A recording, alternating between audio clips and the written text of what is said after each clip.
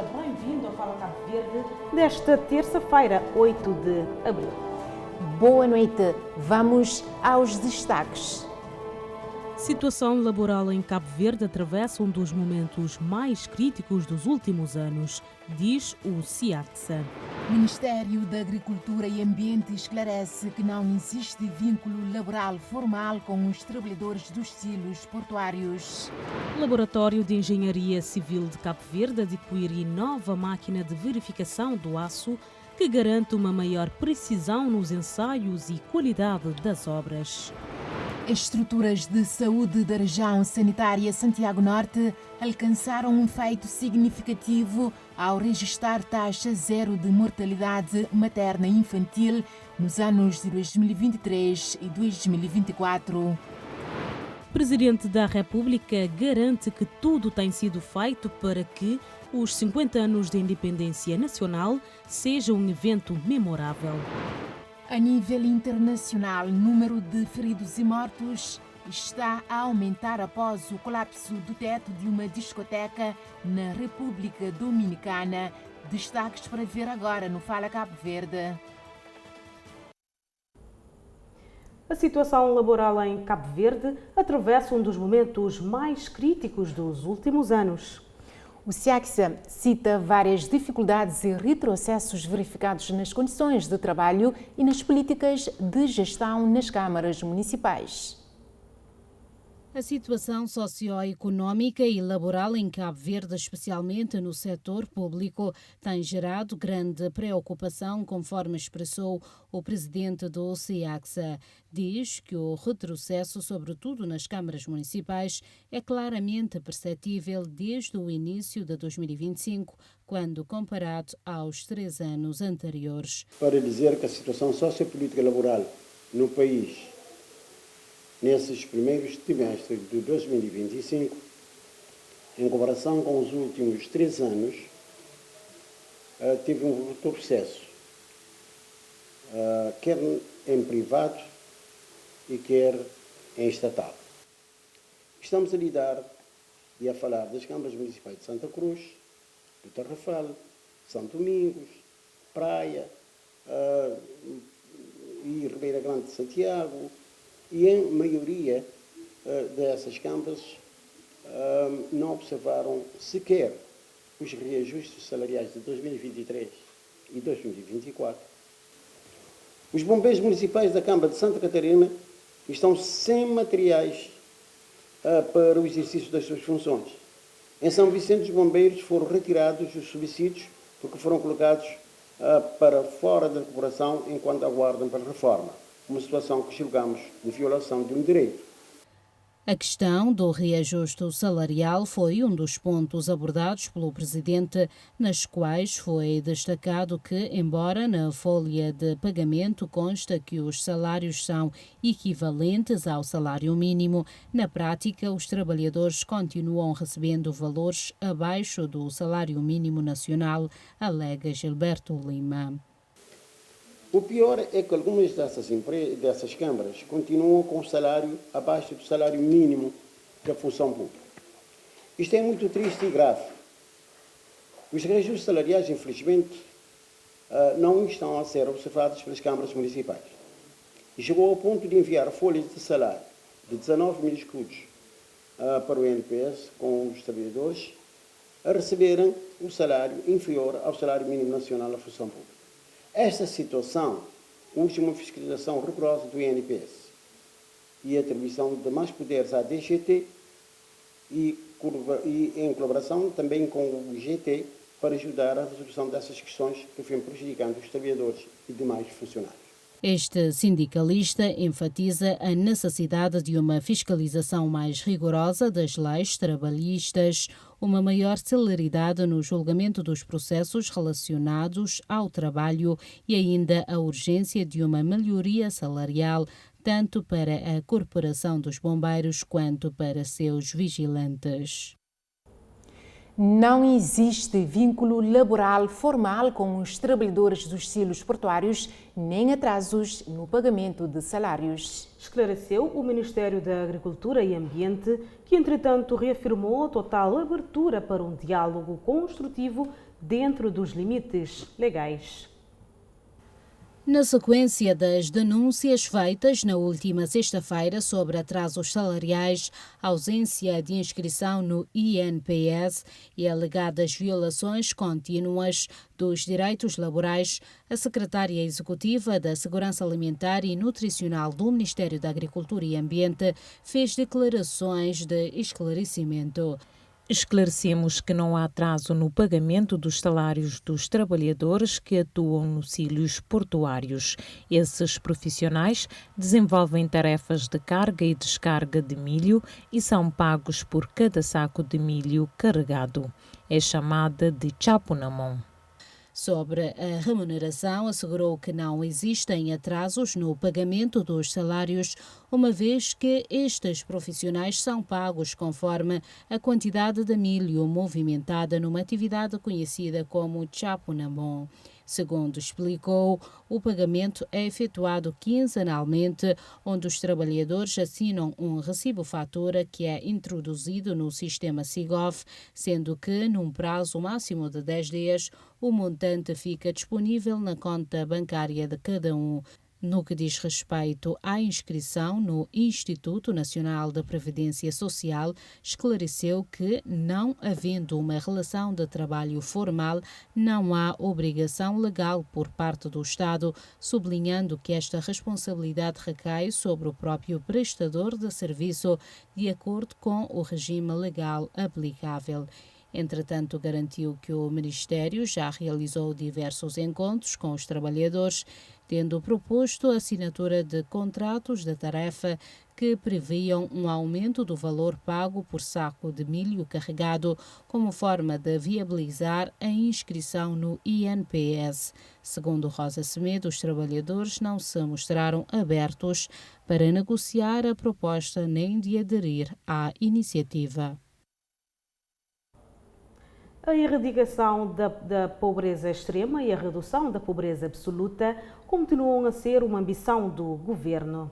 O ministro da Família, Inclusão e Desenvolvimento Social assegurou que o caminho para atingir essa meta passa por políticas públicas inclusivas. O governo tem uma grande ambição, que é eliminar a pobreza extrema e reduzir a pobreza absoluta, fazendo disso uma maturidade nacional, declarou o ministro da Família, Inclusão e Desenvolvimento Social, destacando que políticas públicas inclusivas são o caminho para atingir essa meta. O titular da pasta da Família, Inclusão e Desenvolvimento Social sublinhou que iniciativas como o Bootcamp Impactar criam um ambiente propício para o surgimento de soluções sustentáveis com impacto real nas comunidades. Durante o seu discurso, o ministro reforçou a importância da inclusão de grupos vulneráveis na economia social e solidária, com destaque para mulheres, pessoas com deficiência e populações de baixa renda. Referiu ainda a participação recente de Cabo Verde numa conferência mundial em Berlim, onde foi debatida a necessidade de investir 15% dos recursos públicos na inclusão das pessoas com deficiência, grupo que representa cerca de 15% da população mundial. Foi realizada hoje a reunião da Comissão Nacional Organizadora das comemorações dos 50 anos da independência de Cabo Verde. O Presidente da República garantiu que todos os esforços estão sendo feitos para que as comemorações dos 50 anos da independência do país sejam um sucesso. José Maria Neves destacou que a reunião com a comissão organizadora foi um passo importante que visa honrar o percurso do país e projetar o futuro com base nos valores da independência e da democracia. O mesmo garantiu que todos os esforços estão sendo feitos para que as comemorações dos 50 anos da independência do país sejam um sucesso.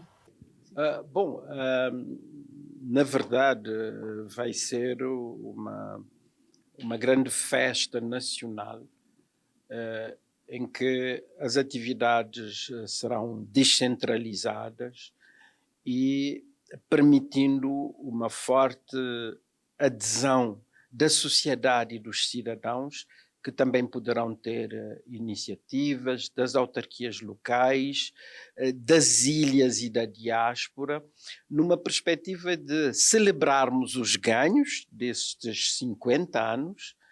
Tivemos enormes ganhos na saúde, no desporto, na educação, na ciência, na tecnologia, na segurança social, mas também crescemos do ponto de vista dos direitos civis e políticos. O Presidente da República avançou ainda que pretende ter figuras internacionais presentes nas comemorações dos 50 anos da independência nacional.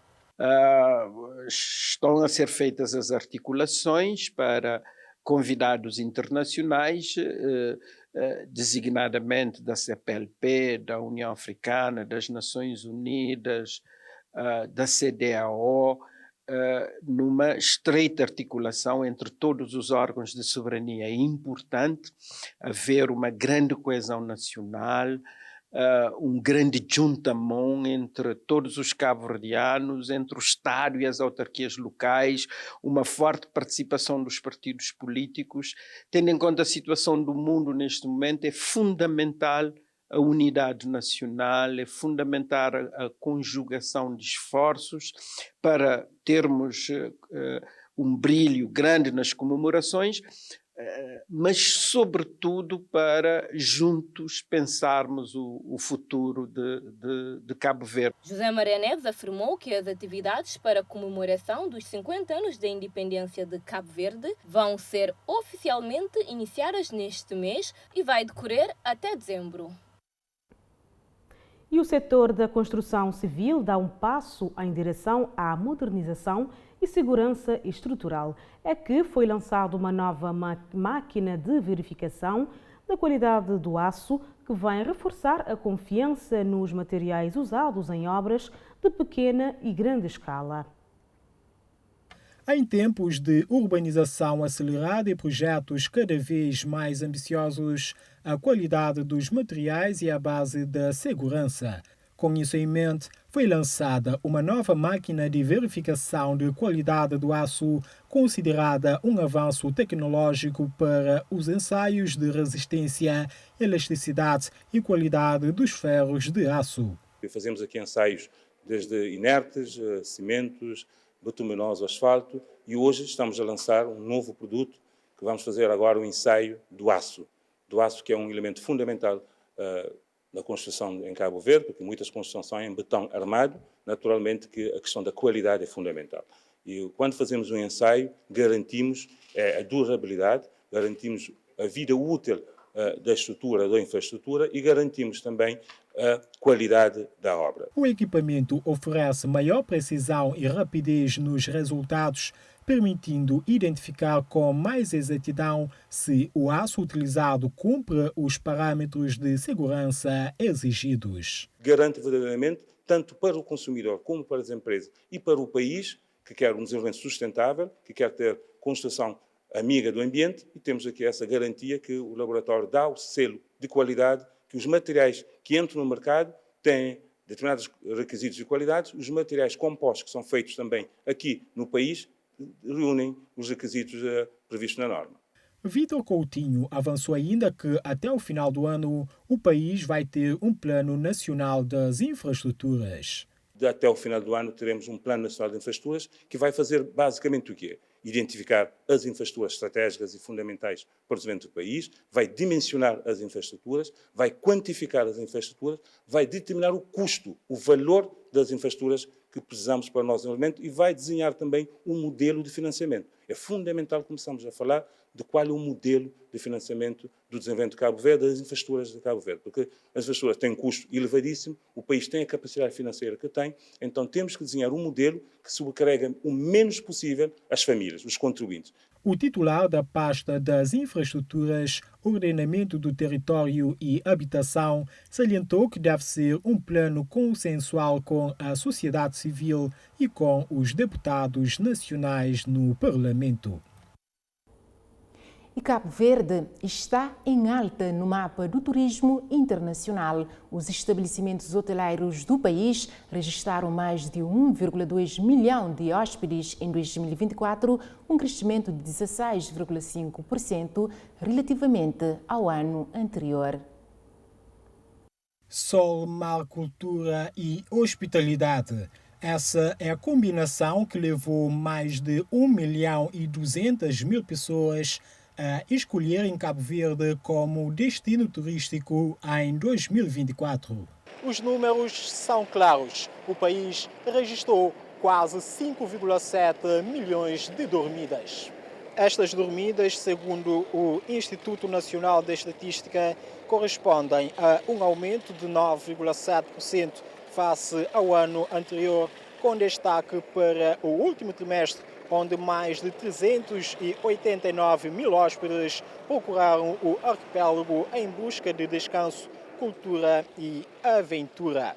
As Ilhas do Sal e da Boa Vista continuam na liderança, representando mais de 80% das entradas nos estabelecimentos hoteleiros. Os hotéis continuam a liderar a preferência dos turistas, absorvendo 81,8% das entradas e 84,4% das dormidas. O Instituto Nacional de Estatística destacou que a Ilha do Sal continua a ter maior acolhimento, com 58,5% do total das entradas nos estabelecimentos hoteleiros, seguida da Ilha da Boa Vista com 24,1%, Santiago com 8% e São Vicente com 4,4%, enquanto as restantes ilhas tiveram um peso de 4,9% das entradas. O Reino Unido manteve-se como o principal mercado emissor, com destaque também para a Alemanha, Países Baixos,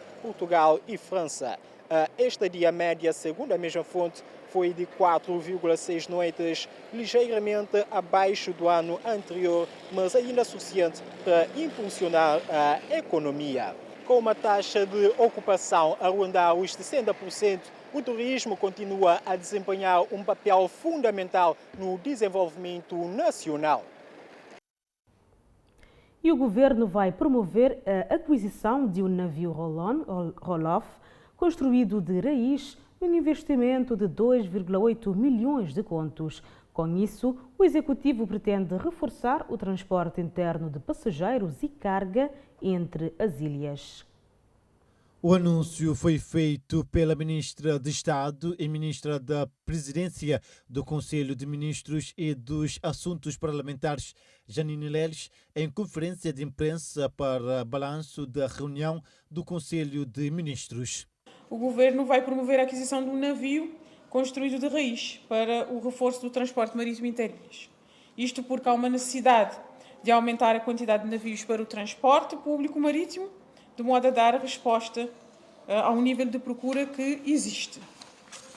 Portanto, vai-se por esta via de concurso público internacional identificar um estaleiro naval para o design de um projeto de construção de um navio roll-on-roll-off de passageiros e carga para o tráfego interilhas em Cabo Verde. Segundo a governante, o processo de aquisição será construído através de um concurso público internacional com o intuito de identificar um estaleiro naval que desenhe e execute o projeto de construção da embarcação. Esse concurso internacional terá como entidade adjudicante os ministérios que eu já referi, portanto, o Ministério das Finanças, do Mar e do Turismo e Transporte, e terá como entidade responsável pela condução do procedimento a Empresa Nacional de Administração dos Portos, ou seja, a ENAPOR. As despesas foram autorizadas num montante de mais de 2,8 milhões de contos cabo-verdianos e o financiamento será garantido pelo Banco Mundial. Com esta medida, o governo pretende promover uma maior conectividade entre as ilhas, reforçando a coesão territorial e aumentando a mobilidade interna de pessoas e mercadorias. O Conselho de Ministros aprovou também uma proposta que será submetida ao Parlamento, visando conceder ao Governo autorização legislativa para regulamentar o regime de renda resolúvel, um instrumento que pretende alargar o acesso à habitação. Saímos agora para uma curta pausa. Até já. Assista já a seguir. Delegado de Educação de Santa Catarina de Santiago assegura a criação de condições para vítimas do acidente retomarem as aulas na próxima semana. Veja ainda, a Associação Colmeia lança a campanha Amigos de Colmeia para apoiar famílias desfavorecidas.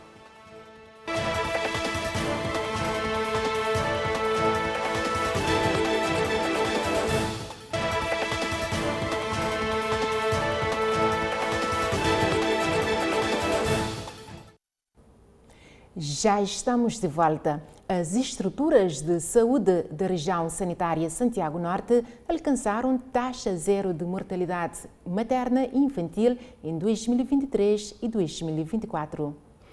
Esta informação, Elizabeth, foi compartilhada por João Batista Semedo, diretor da região, durante uma conversa aberta em comemoração ao Dia Mundial da Saúde.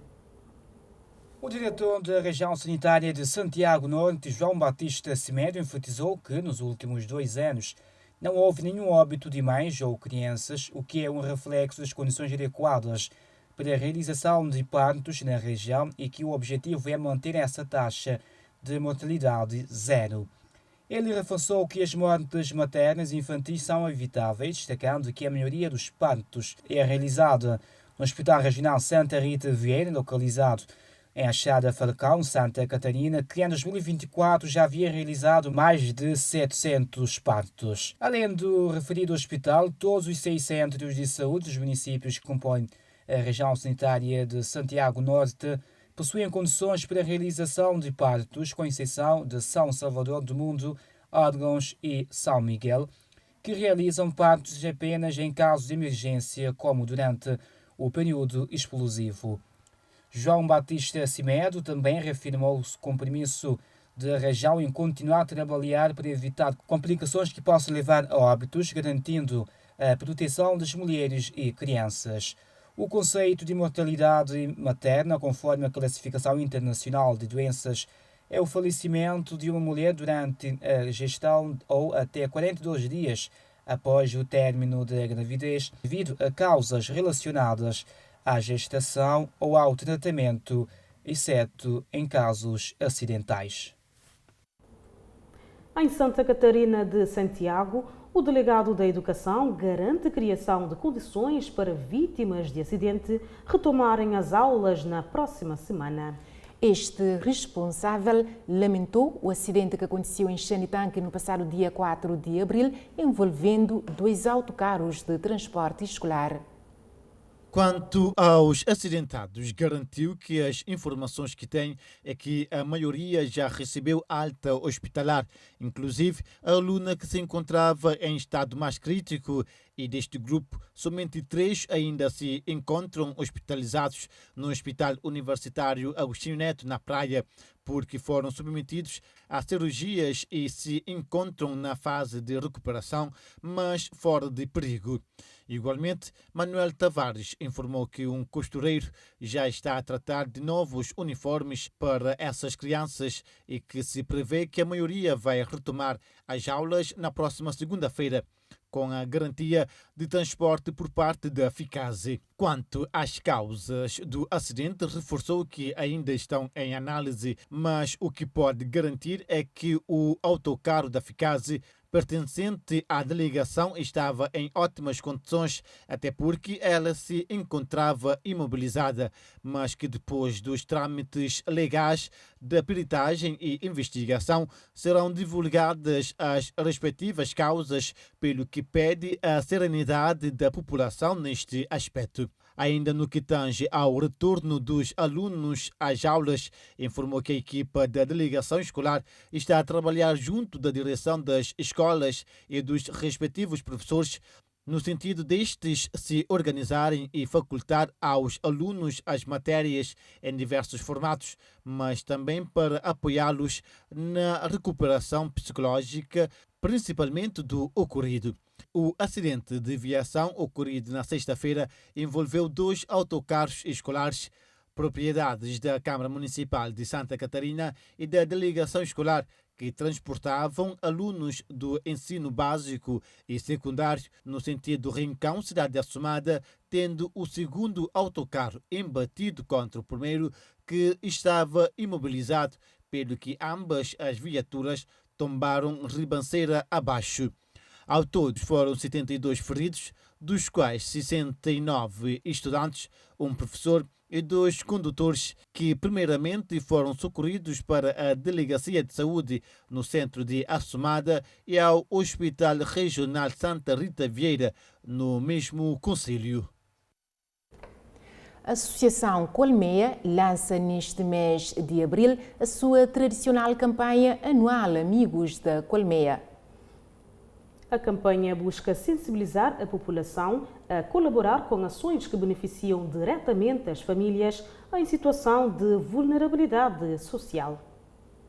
A presidente da Associação Colmeia realça que, até o momento, a organização já conseguiu apoiar 70 famílias através deste projeto. Isabel Muniz acrescentou que o reforço contínuo da campanha visa também atrair novos apoiantes e voluntários para que esta iniciativa continue a crescer e possa atingir um número cada vez maior de famílias. Nos apoia, nesse momento, mais de 70 e famílias, que é mãe ou pai, com seus meninos, para bem atendimento ali na Colmeia. Se para nós não tem famílias que têm 40 euros escuro para pagar carro, para trazer meninos para atendimento. Não te apoias com o passo, que ele passa ali que tem serviço só para bem Colmeia. Porque se você tem consulta no hospital e te ajudas bem, nós, para não continuar a dar aquelas respostas licenciadas, não tem que ter, de fato, financiamento e não tem que parceiros têm que ajudar para não continuar.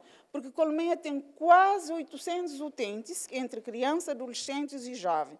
Se não bem põe aquele quase 800 ali para mãe e pai, ele triplica. Então, nós um mês de trabalho para não continuar a dar aquelas respostas ali. Aquela campanha Amigos de Colmeia, licenciado, para ajudar, não ajuda.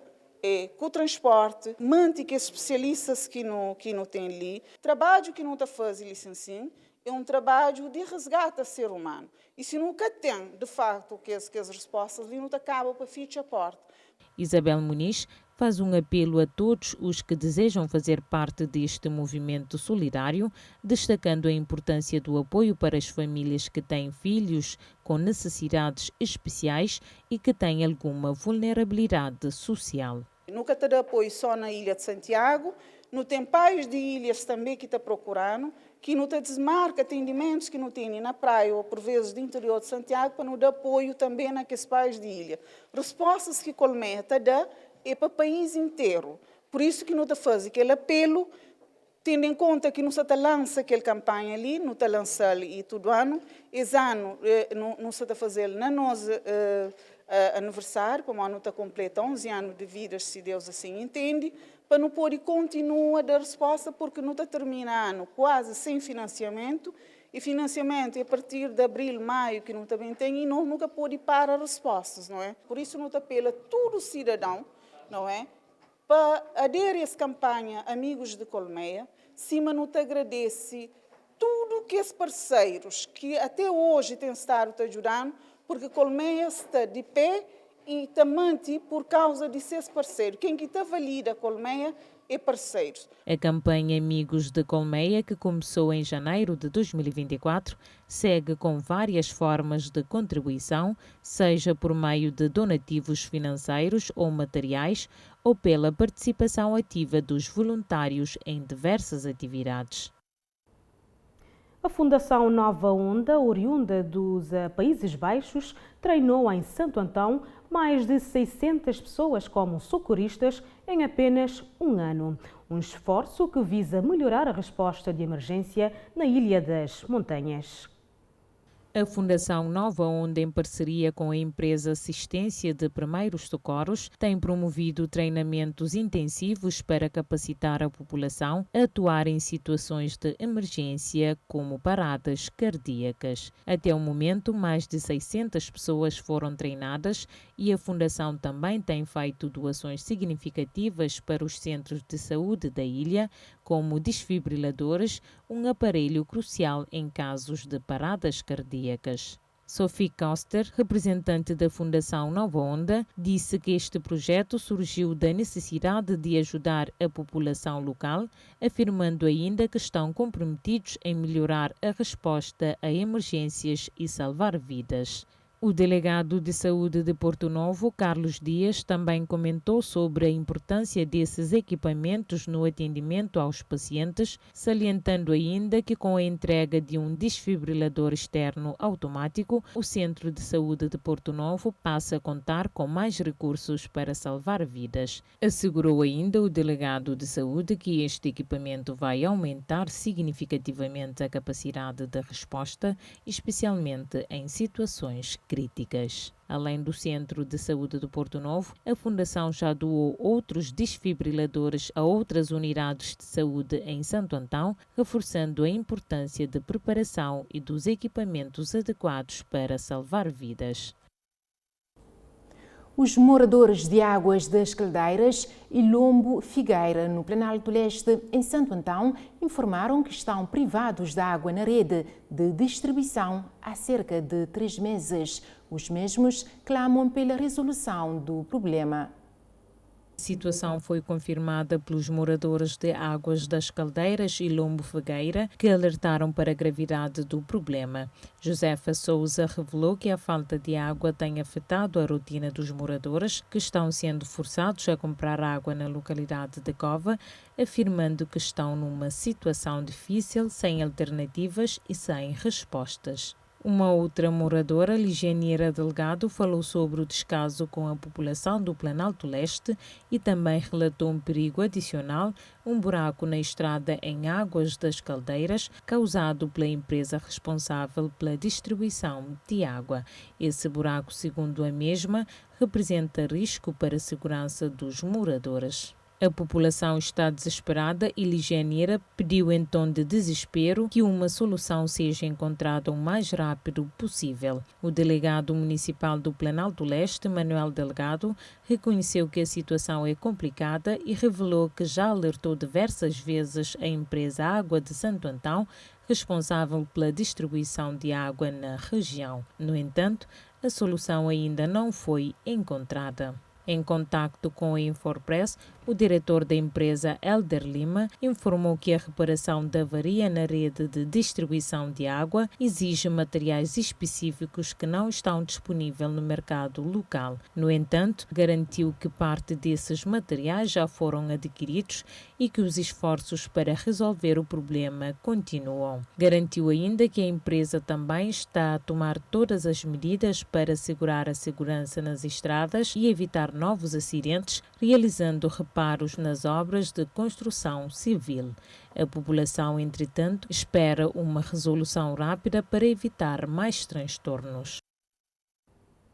E a empresa Águas de Santiago informou que a distribuição de água poderá sofrer perturbações em várias localidades de Santiago Sul.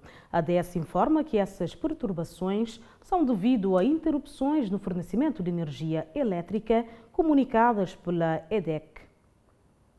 Conforme o comunicado da empresa, as interrupções de energia afetam o funcionamento dos sistemas de bombagem e outros equipamentos essenciais, comprometendo temporariamente o fornecimento contínuo de água às populações afetadas. A ADS informa que haverá cortes intermitentes ao longo do dia na cidade da Praia e em Ribeira Grande de Santiago e no dia 8 novas interrupções previstas em várias localidades do município de São Domingos. Na quarta-feira 9, haverá cortes programados em São Domingos e São Lourenço dos Órgãos. De realçar que a EDEC anunciou no passado dia 3 que o fornecimento de energia será interrompido em várias localidades de Santiago Sul entre os dias 2 e 9 de abril, devido a uma manutenção programada nas linhas aéreas de média tensão, visando a melhoria da qualidade do serviço. E os destaques internacionais vejamos daqui a pouco, depois de mais um intervalo.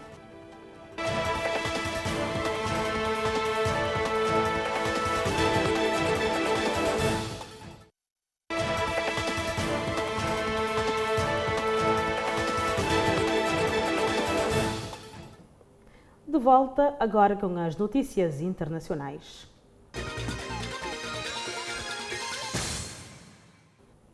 Continuam as operações de resgate após o colapso do teto de uma discoteca em Santo Domingo, na República Dominicana.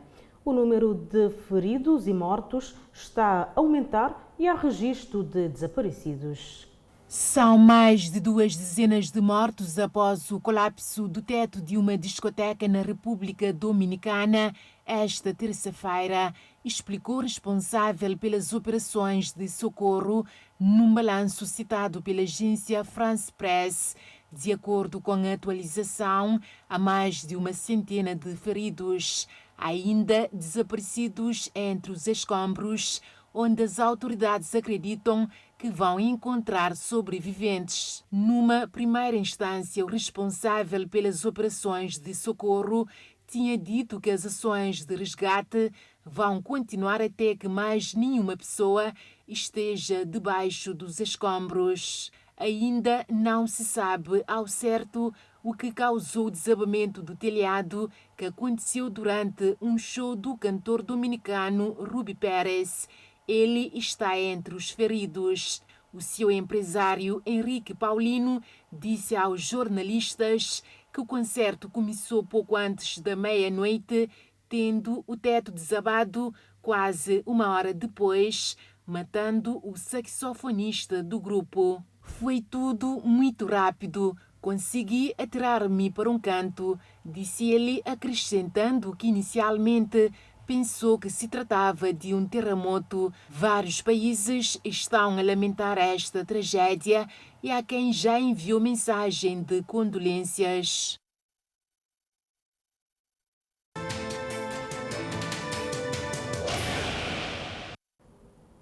E no Brasil, mais de uma dezena de mortos em capotamento de ônibus em rodovia de Minas Gerais. 2 crianças estão entre as vítimas. Veja no Giro pelo Mundo.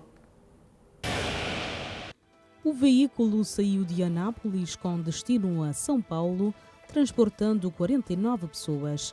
O motorista perdeu o controle e, ao passar por uma rotatória, e capotou.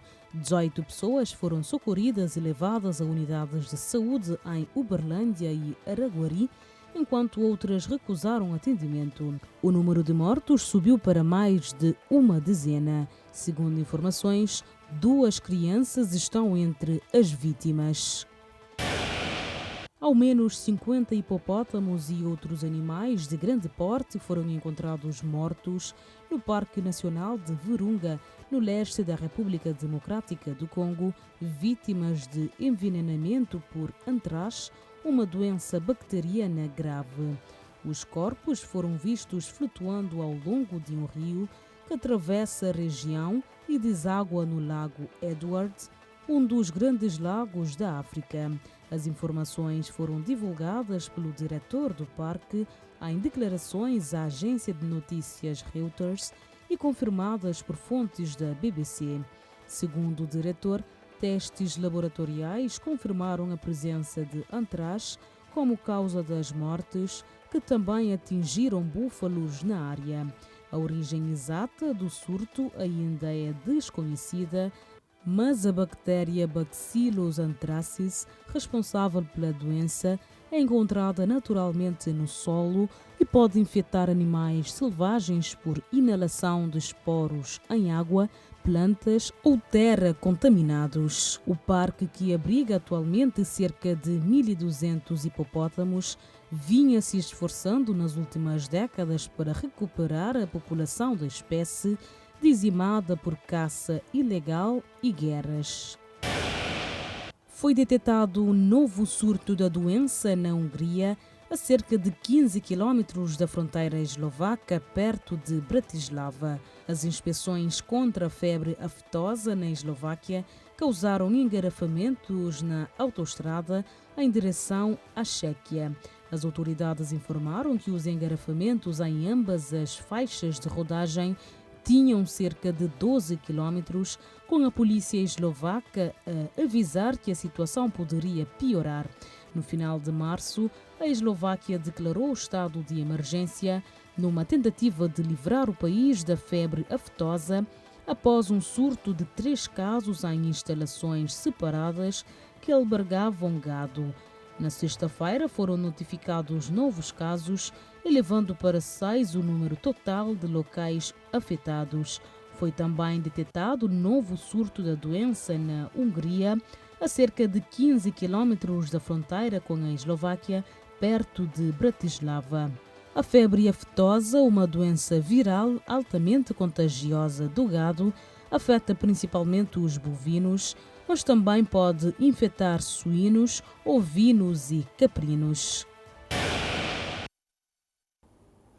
Em Portugal, depois dos advogados, agora foi a vez de centenas de imigrantes que estiveram em protesto frente à AIMA contra os atrasos nos processos de legalização. Documentos para todos foi uma das frases mais repetidas nos cartazes. Justiça, preconceito e o tempo que esperam por uma resposta são algumas das reivindicações que levaram centenas de imigrantes a protestar esta manhã à porta da Agência para a Integração, Migrações e Asilo. Com a vida em suspenso, os manifestantes mostram o descontentamento que sentem face aos atrasos nos processos de renovação e emissão do primeiro cartão de residência, com tempos de espera que chegam a ultrapassar um ano. Um documento essencial, não só para receber cuidados de saúde, como para entrar no país. Já passou 2 anos. Agora, quando ele quer ou queremos assinar um contrato de trabalho, não conseguimos, porque esse é válido só 90 dias. E a resposta sempre foi só aguardar. Por enquanto, nós vai aguardar. Estamos aqui e 3 anos e meio. Já integrei muito bom, já trabalhei, já faz tudo. Eu sei que vai sair algumas pessoas agora à volta para o teu país. Olha, se o Segurança Social me dá meus descontos de volta, eu vou voltar em 24 horas.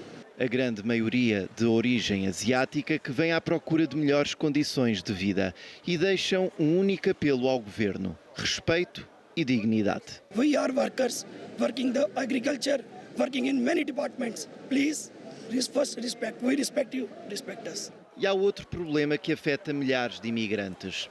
No caso de saírem do país sem documento de identificação, correm o risco de serem inseridos no sistema de informação de segurança, mesmo sem terem cometido crimes. Coloca o impedimento do SIS para não dar o cartão das pessoas. E as pessoas estão aqui. As pessoas aqui não são ilegais, todos aqui são legais, todos aqui contribuem com a Segurança Social, todos aqui pagam todos os impostos. É o primeiro de vários protestos que vieram para ficar, caso não haja nenhuma mudança na política migratória. A Ucrânia irá enviar uma delegação a Washington na próxima semana para dar início às negociações com os Estados Unidos. Sobre a mesa vai estar o novo acordo que irá permitir aos Estados Unidos o acesso aos recursos minerais. A ministra da Economia ucraniana anunciou que as negociações com os Estados Unidos da América sobre a criação de um fundo ou um investimento conjunto continuam a avançar. A delegação de Kiev incluirá representantes dos Ministérios da Economia, dos Negócios Estrangeiros, da Justiça e das Finanças. Inicialmente, um acordo-quadro sobre os recursos minerais estava prestes a ser assinado em fevereiro, mas as conversações pararam após um encontro na Casa Branca entre os presidentes dos Estados Unidos da América e da Ucrânia, Donald Trump e Volodymyr Zelensky. Após terem divulgado o novo esboço do acordo, alguns críticos alegaram que não só iria tirar Kiev do controle dos seus próprios recursos naturais e minerais, mas também iria pôr em causa o gás e o petróleo. Depois de semanas em silêncio, os Estados Unidos da América enviaram uma versão revisada do acordo que vai além da estrutura original, que, segundo a ministra ucraniana, não se trata de um documento final. Avançou ainda que tenciona reunir uma equipa técnica para as negociações para definir as suas linhas vermelhas e os princípios fundamentais e que as negociações devem começar já na próxima semana em Washington. Tudo dito no Fala Cabo Verde desta terça-feira. Votos de uma ótima noite.